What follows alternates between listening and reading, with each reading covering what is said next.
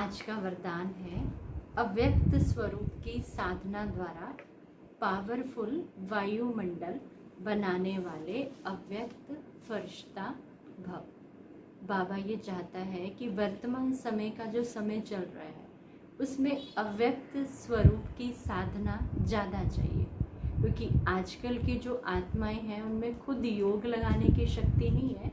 बाबा से कैच हो सकें, अपना मन जोड़ सकें, एकाग्रता बना सकें, ऐसी हिम्मत व शक्ति व निश्चय उनमें नहीं है। इसीलिए वो चाहती हैं कि किसी भी तरीके से हमारा मन परमात्मा के साथ जुड़ जाए, हमें अनुभव हो जाए। तो इसीलिए जो अनुभवी आत्माएं हैं, विशेष आत्माएं हैं, हम सब बाबा के बच्चे, तो इसीलिए बाबा हम सब आत्माओं को प्रेरित कर रहा है कि अपनी अव्यक्त साधना द्वारा अव्यक्त वायुमंडल बनाओ। और ये वायुमंडल बनाना बहुत सहज है। हम कहीं भी बैठे, किसी भी स्थान पर बैठे, अपनी अव्यक्त स्थिति द्वारा, फरिश्ता स्थिति द्वारा, लाइट माइट की स्थिति द्वारा ये प्रैक्टिस सहज रूप से कर सकते हैं। क्योंकि हमें इस प्रैक्टिस के लिए कहीं आने जाने की ज़रूरत नहीं है, किसी साधन या सुविधा की ज़रूरत नहीं है। एक स्थान पर बैठकर सिर्फ वाइब्रेशंस पहुंचाने हैं अन्य आत्माओं को, और जितना वाइब्रेशंस देते जाएंगे तो आत्माओं का व्यर्थ और व्यक्त स्वतः ही खत्म हो जाएगा। जैसे हम आदि रत्नों के बारे में सुनते हैं, अपनी दादियों के लिए सुनते हैं, ब्रह्मा बाबा के लिए सुनते हैं, मम्मा के लिए सुनते हैं कि कैसे कैसे उनके सामने कोई आता था, किस दृष्टि वृत्ति से, और उनकी दृष्टि वृत्ति ही बदल जाती थी। एक बहुत अच्छा एग्जाम्पल हम सुन रहे थे, अस्मिता दीदी जो कलकत्ता के हैं, वो निर्मल शांता दादी का अनुभव सुना रहे थे। कहते कि हम प्रदर्शनी समझा रहे थे, और प्रदर्शनी समझाते समझाते कहते एक भाई था जो प्रदर्शनी समझ रहा था, तो वो बार बार बाट काट रहा था कि जैसे जो हम उसे सुना रहे हैं वो उसे जज ही नहीं रहा, वो उसे ठीक ही नहीं लग रहा। हम सोचते थे, कहते कि कैसे भी करके पूरा हो और इसको दादी से मिलवाया जाए। जैसे उस भाई को समझाया तो अंदर थॉट था कि ये समझे और फिर हम इसको दादी से मिलवाएं। जैसे कैसे करके भी कहते उसकी प्रदर्शनी पूरी की, और जैसी सीढ़ियाँ चढ़ने लगे तो दादी बिल्कुल सामने ही बैठे थे कुर्सी पे। और जैसे ही उस भाई ने दादी को देखा, दादी को देखते उसने कहा कि जो ज्ञान आप सुना रहे हैं ना, वो ज्ञान गलत नहीं है, आप जो सुना रहे थे वो बिल्कुल सही है। क्योंकि जो मूर्त इस ज्ञान से बनी है ना, जो हमारे सामने है, तो वो ज्ञान गलत हो ही नहीं सकता। माना साक्षात दादी को जब उसने देखा और दादी के चेहरे द्वारा जो उसने अनुभव किया, उसे उस अनुभव से इतनी प्राप्ति है कि जैसे जो ये बता रहे हैं ये ज्ञान बिल्कुल सही है। क्योंकि एक्चुअली वो तपस्वी योगी आत्माएं थी, और निर्मल शांता दादी थी ब्रह्मा बाबा की बेटी। तो वास्तव में नेचुरली है कि वो लौकिक में संस्कार उनके अंदर था ही, और दादी की बहुत अच्छी ये विशेषता रही। तो इससे जो भी आदि रत्न हमारे हुए हैं, आदि रत्नों का तो एक एक अनुभव भी सुनने योग्य है, उन अनुभवों पे चलने योग्य है। तो इसीलिए हम अपनी अव्यक्त साधना द्वारा इस स्थिति को बना सकते हैं। सिर्फ हमें अटेंशन चाहिए, चलते फिरते व्यर्थ से परे और व्यक्त भाव से परे। और जितना हमारी बुद्धि दिव्य बनती जाएगी, दिव्य बुद्धि द्वारा साधारणता खत्म हो जाएगी। वरना छोटी छोटी बातों के कारण, साधारणता में बुद्धि रहने के कारण बुद्धि की दिव्यता खत्म हो जाती है। तो अब हम अनुभव करेंगे अव्यक्त साधना का। ओम शांति।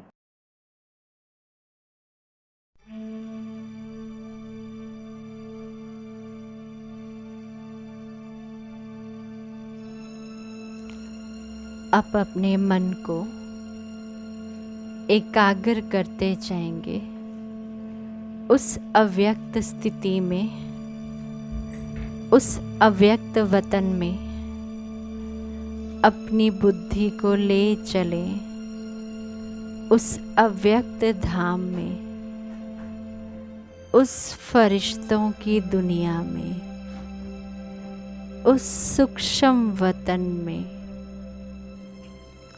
पहुंच जाएं। उस वतन में महसूस करते जाएं, मैं फरिश्ता इस देह से न्यारा,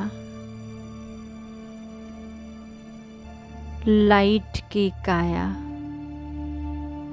लाइट का शरीर, और पहुंच जाता हूँ अपने सूक्ष्म वतन में, उस फरिश्तों के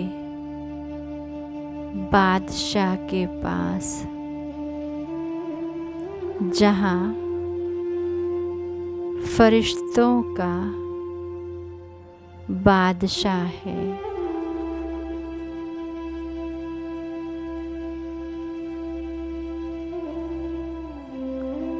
महसूस करते जाएं,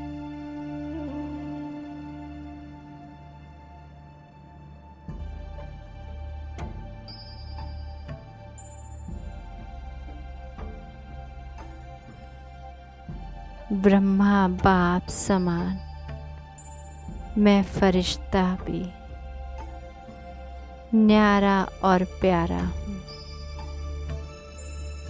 चारों तरफ लाइट ही लाइट है, लाइट का वतन,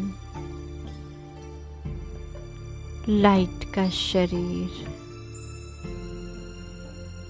इस लाइट के शरीर में सब लाइट ही लाइट है। अब मैं फरिश्ता चलता हूँ इस लाइट के शरीर के साथ व्यक्त देश में, व्यक्त धाम में। जिसे भी देखता हूँ, जिस पर भी मेरी नजर पड़ती है, वे लाइट ही लाइट हो जाता है। सब साधारणता खत्म,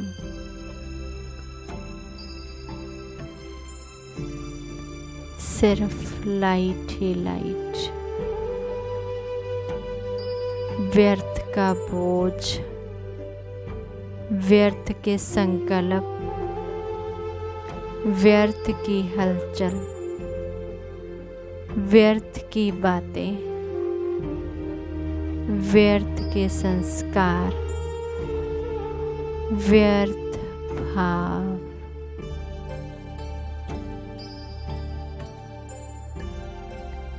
व्यर्थ की दैहिक संबंध सब खत्म होते जा रहे हैं।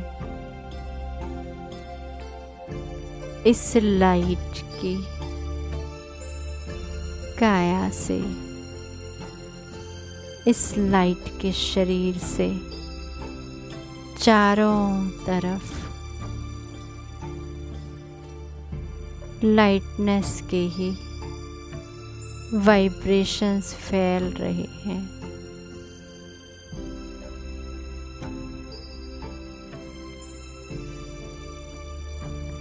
महसूस करते जाएं, सब आत्माएं लाइट स्वरूप बनकर अपने उस लाइट माइट हाउस में पहुंच रहे हैं।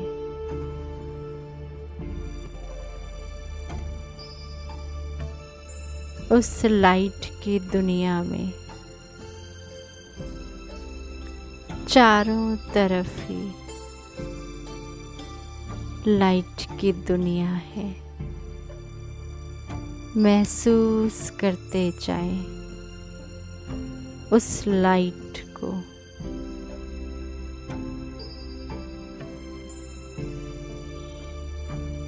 ओम